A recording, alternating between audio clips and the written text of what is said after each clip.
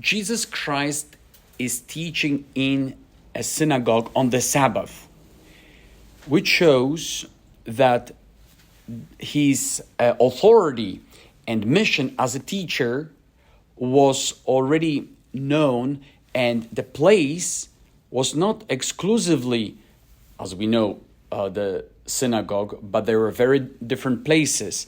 But what it tries to show us that he's there teaching, not only informing or giving some stories, but teaching, like the lambs without the shepherd who are ripped apart by the wolves because of the lack of knowledge, as the prophets teach. Well, now Jesus is teaching. And in that place, there was this nameless woman who for 18 years had been crippled by a spirit. Later on, we find out that Satan has bound her for 18 years. Even though she was the daughter of Abraham, she means the descendant of Abraham, yet we don't know how Satan got to her. Oppressed for 18 years. Why would number 18 be singled out here twice? And this, how the rabbis usually play with numbers when they consider them not just coincidental but meaningful. If we take number 6, which is a number of man, because on the 6th day a human being was created, then we understand that if we multiply by 3, we have 18, which is a way of saying we human beings are imperfect because the number of perfection is 7. So although we are only number 6, imperfect, weak, and whatever we can do is get ourselves enslaved. But we cannot free ourselves on our own. We cannot reach the number of 7, the number of perfection. So 18 years. Now, as we go to St. Paul, we may understand that a human being, we can only get in trouble, but we cannot save ourselves from those troubles. St. Paul clearly says that those who are guided and led by the flesh will die.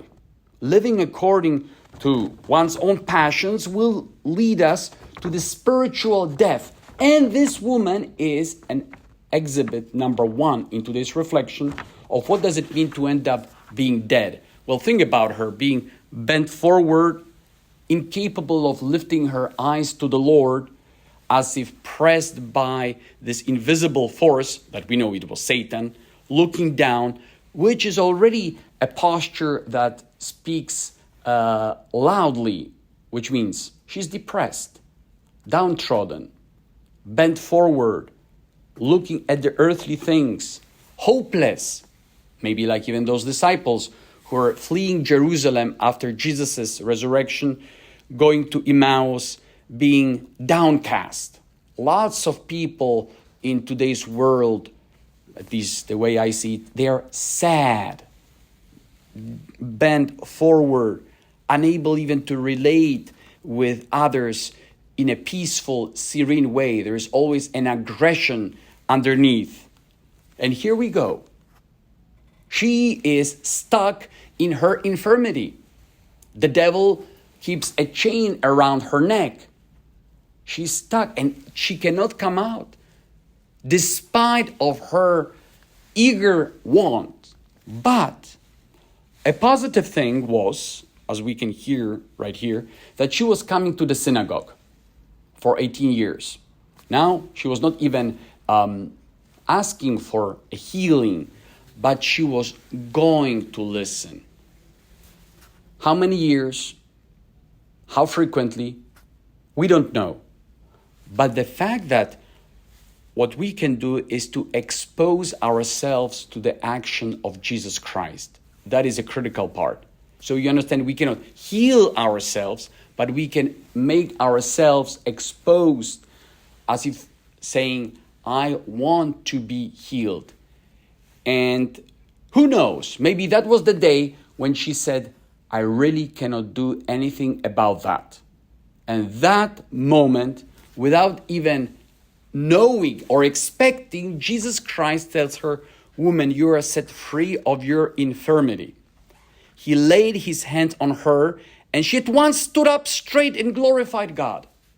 The straighting straight, which is a posture of the resurrection, of being lifted up, which means no longer bent forward, looking downwards, incapable of raising her eyes to heaven, but now straightforward and glorifying God. This is the sign of someone who has been spiritually raised, is able to walk with confidence, with joy, glorifying God as opposed to complaining and being profoundly unhappy. She's healed. Look what's critical. St. Paul says that those who are led by the Spirit are the sons of God. St. Paul doesn't say everyone are sons and daughters of God. The same Jesus Christ said that those who welcomed Jesus, he gave them power to become children of God. Now, if the Lord starts dwelling in us and changing our hearts and allowing us, first of all, to accept his working, then we are transformed, and this change brings us to the fact that we are able to walk upright, lifted up, straightened up, guided by the Spirit. Because if the Holy Spirit doesn't act in us, guiding our thoughts and actions and decisions, then we'll end up like this woman chained by Satan. How many people do you think are all around us who are not guided by the Spirit, and you could see by the works of their lives, but they're chained by Satan, chained to their addictions, chained by their hatred, lack of forgiveness, chained by incapacity. They can be, we may say, by baptism, a child of God, in a way, virtually. Like this woman was a daughter of Abraham, who was called to walk in faith of Abraham, but nothing indicated that. We see clearly that it's not just about external belonging. It's about being freed by Christ, who allows us to walk in the freedom of the children of God.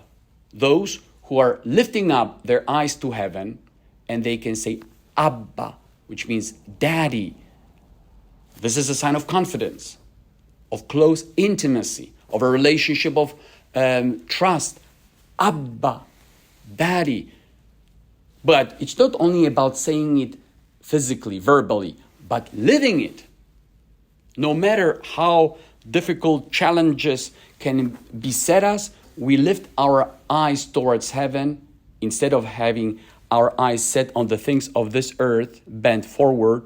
So lifted up towards heaven, saying, Abba, Daddy, you know me, you love me, you guide me. Please be the source of my happiness. I trust you. I put my trust in you. And that's the Spirit working in us that has the origin of heaven. Let us ask that today we may be lifted up by the Lord. Stand straight up, looking to him, saying, Abba, Daddy, you know what's best for me. Even though I may find myself in the Garden of Gethsemane and afraid of the cross, but I know that ultimately you work best for my benefit.